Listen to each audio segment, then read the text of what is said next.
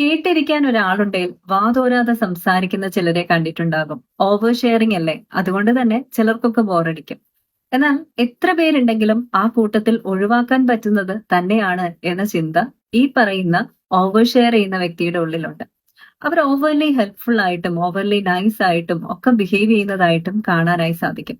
മറ്റുള്ളവരുടെ നീഡ്സ് ഒക്കെ തന്നെക്കാൾ വേണ്ടതാണ്, തന്നെക്കാൾ മികവുറ്റതാണ്, അതുകൊണ്ട് തന്നെ അതിനെ പ്രയോറിറ്റൈസ് ചെയ്യണം എന്ന ചിന്തയിലാണ് അവർ ജീവിക്കുന്നത്. ഈ പറഞ്ഞതൊക്കെ ഉള്ളിന്റെ ഉള്ളില് ഒരുപാട് ലോൺലിനെസ് അനുഭവിക്കുന്നവരുടെ ലക്ഷണങ്ങളാണ്. അതായത് തന്റെ മനസ്സിൽ ഒരു ഒറ്റപ്പെടലുണ്ട്. തന്നെ താനായി ആരും അംഗീകരിക്കാൻ പോകുന്നില്ല, മനസ്സിലാക്കാൻ പോകുന്നില്ല, കാണാൻ പോകുന്നില്ല, കേൾക്കാൻ പോകുന്നില്ല. ഇതൊക്കെ തിരിച്ചറിഞ്ഞവരാണ് അവർ. ചിലതൊക്കെ ജീവിത സന്ദർഭങ്ങളിലൂടെ കിട്ടിയ ഒറ്റപ്പെടലാണ്.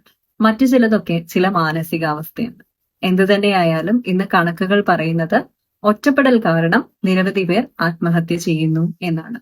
നമുക്കിടയിൽ അങ്ങനെ ഒരാളുണ്ടെങ്കിൽ തീർച്ചയായും അവരുടെ ഒറ്റപ്പെടലിന്റെ മേൽ ഒരു സാന്ത്വനമാകാൻ നമുക്ക് സാധിക്കണം. അതിനു വേണ്ടിയിട്ടാണ് അവരുടെ ചില ലക്ഷണങ്ങൾ പങ്കുവച്ചത്.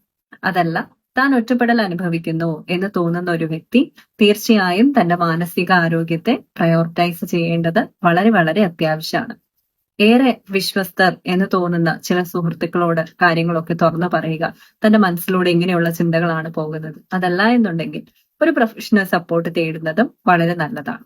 കാരണം ചിലതൊക്കെ മാനസികാവസ്ഥയും ചിലതൊക്കെ റിയലിസ്റ്റിക് ആയിട്ടുള്ള ഒറ്റപ്പെടലും തന്നെയായിരിക്കും. എന്ത് തന്നെയായാലും ആ ഒരു പ്രത്യാശയുടെ വെളിച്ചം നിങ്ങളുടെ ജീവിതത്തിലേക്ക് വരേണ്ടത് ഏറെ ആവശ്യകരമായിട്ടുള്ള ഒരു കാര്യമാണ്. U deserve A positive life. Let's transfer